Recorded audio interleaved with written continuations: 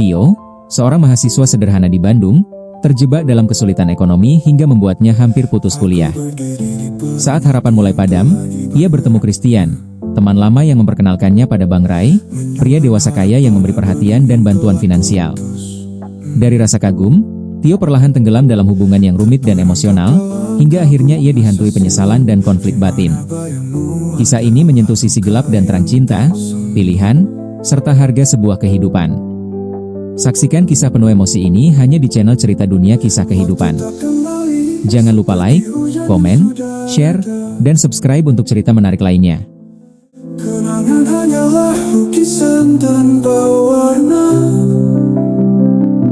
Air mata jatuh ke tanah kenangan, tapi tak tumbuhkan maaf yang terlambat ku beri. Sesalku kini seperti bintang di pagi hari, ada tapi tak terlihat lagi. Bandung tak pernah benar-benar sepi. Kota ini tetap memancarkan pesonanya bahkan saat senja mulai jatuh dan kabut tipis menggantung di sekitar Jalan Dago. Di sanalah Tio berdiri, menatap layar ponselnya dengan cemas. Notifikasi email dari kampus memberitahukan bahwa pembayaran semester keempatnya harus segera dilunasi, atau ia tidak bisa mengikuti ujian akhir. Nafas Tio bergetar. Ayahnya hanya seorang buruh serabutan, ibunya membuka warung kecil di rumah. Sejak pandemi, pendapatan keluarga pas-pasan itu semakin menipis. Ia telah mencoba menjadi freelancer desain grafis, tapi tak cukup menutupi tagihan kampus. Duduk di halte, dengan hoodie abu-abu menutupi tubuh kekarnya, Tio merasa dunia menolaknya. Sampai suara lembut namun ceria menyapanya dari samping. "Tio? Serius itu kamu?" Itu Christian, kakak kelasnya waktu SMA yang selalu tampil modis, dengan tas lempangnya, dan penuh tawa. Dan body yang gemoy. Dulu Tio menganggapnya aneh karena sikapnya yang feminim. Tapi sekarang, Christian terlihat jauh lebih dewasa, percaya diri, dan kaya.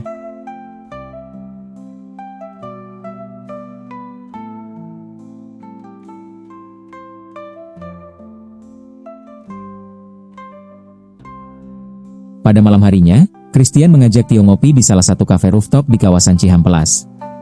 Malam itu, langit Bandung penuh bintang dan lampu kota berkilau indah. Christian menatap Tio dengan rasa kasihan, lalu bertanya pelan, "Kamu lagi ada masalah, ya?" Tio awalnya enggan cerita, tapi akhirnya membuka suara. Christian mendengarkan penuh perhatian, mengangguk-angguk dan sesekali menyentuh tangan Tio dengan lembut. "Kamu butuh uang cepat, ya? Aku tahu caranya." Tio memandangnya curiga, dan Christian tertawa pelan. "Tenang aja. Gak serem kok. Aku kenalin kamu sama temanku. Namanya Bang Rai. Orangnya baik, royal, dan suka sama cowok muda." Tio tersentak. "Maksud lo?" Christian mengangkat bahu. "Kerjaannya cuma nemenin makan, jalan, ngobrol. Dia suka cowok yang sopan, pintar, kayak kamu." Awalnya Tio menolak, tapi ketika Christian menunjukkan isi dompetnya yang penuh lembaran uang hasil, berteman dengan orang seperti Bang Rai, hati Tio mulai goyah. Keesokan harinya, mereka bertiga bertemu di sebuah restoran mewah di Braga. Bang Roy hadir dengan setelan kasual mahal, wajahnya tampan, berwibawa, dan cara bicaranya tenang. Malam itu, semua makanan ditraktir oleh Bang Rai, mereka berbincang basa-basi dan saling mengenalkan diri. Bang Rai selalu menatap Tio dengan rasa penasaran. Dia berpikir dalam hati bagaimana seandainya jika ia bisa mendapatkan hati pemuda itu. Pastinya ia sangat bahagia sekali dalam hidupnya. Setelah selesai makan, mereka pun pulang namun Bang Roy tidak lupa memberikan Tio uang saku. Dan uang itu pun dimasukkan oleh Tio ke dalam dompetnya.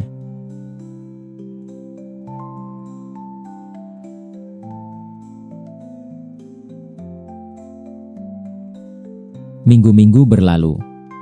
Tio mulai terbiasa dengan ajakan makan malam, jalan-jalan ke Lembang, stay cation di hotel-hotel bintang 5 di daerah Ciumbuleuit, dan hadiah-hadiah kecil dari Bang Rai, parfum mahal, sepatu sneakers kekinian, bahkan laptop baru.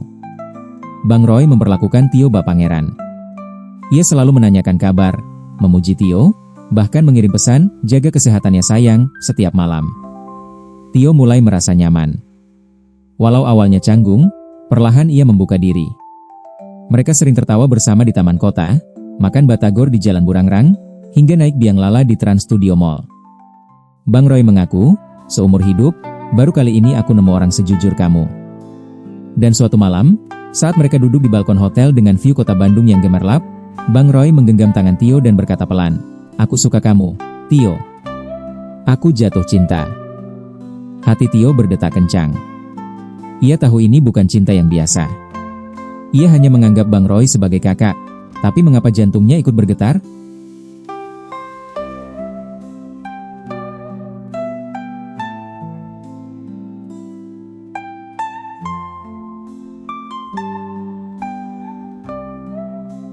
Keesokan harinya, Tio curhat pada Christian.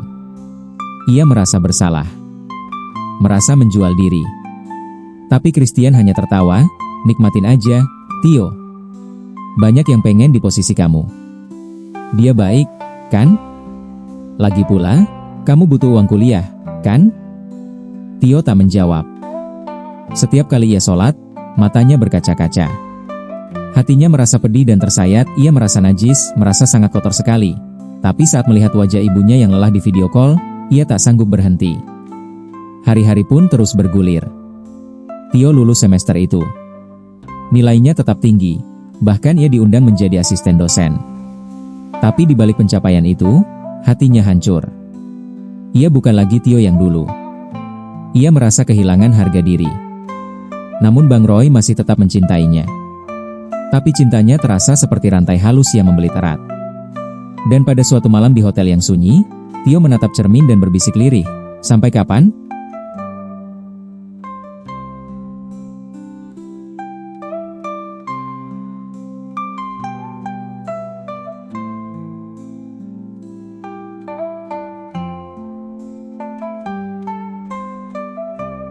Pagi itu, di Masjid Raya Al-Jabar, Tio menangis sesenggukan di sudut tempat wudhu.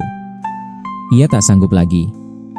Ia menulis surat panjang untuk Bang Roy, mengucapkan terima kasih, tapi juga perpisahan. Ia tak ingin melukai siapapun, tapi ia juga tak bisa terus hidup dalam bayang-bayang. Tio memilih kembali ke jalan yang menurutnya benar, meski itu berarti kembali hidup susah. Ia memutuskan kerja keras, sambil menyicil bayaran kuliah beasiswa dengan kerja freelance. Bang Roy tak pernah membalas suratnya. Christian pun hanya mengirim emoji sedih. Kini Tio hidup lebih sederhana, tapi setiap pagi ia bisa menatap cermin dengan tenang. Ia menyesal, tapi tak membenci masa lalunya. Karena dari semua luka itu, ia belajar bahwa cinta bisa datang dari mana saja, namun tak semua harus dijalani. Di langit Bandung, pelangi masih bersinar, meski tak semua warna harus dimiliki. Angin berlalu, namun rasa tetap hampa. Hanya lelah yang terus terasa di langkahku yang tak kunjung bermau. Demikianlah cerita fiktif ini, tokoh dan tempat hanyalah karangan semata, dan tidak bermaksud menyinggung pihak manapun. Semoga dapat diambil hikmahnya dan semoga terhibur. Langkahkan kaki lagi dan lagi, tapi tujuan itu tak juga ku dapati. Oh Tuhan, perjuangan ini begitu berat, sungguh lelah, sungguh membingungkan. Kaki ini hampir tak sanggup melangkah, tolong tunjukkan jalan yang pasti, ya Tuhan.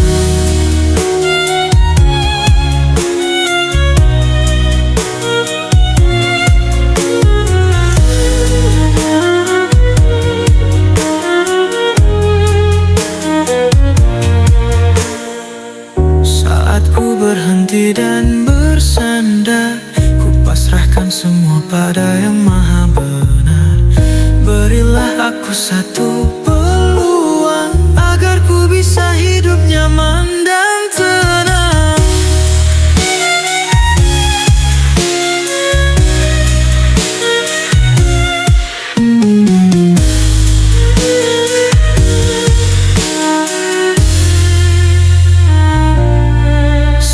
Ku berhenti dan bersandar, ku pasrahkan semua pada yang maha benar. Berilah aku satu peluang, agar ku bisa hidup nyaman dan tenang. Oh Tuhan, perjuangan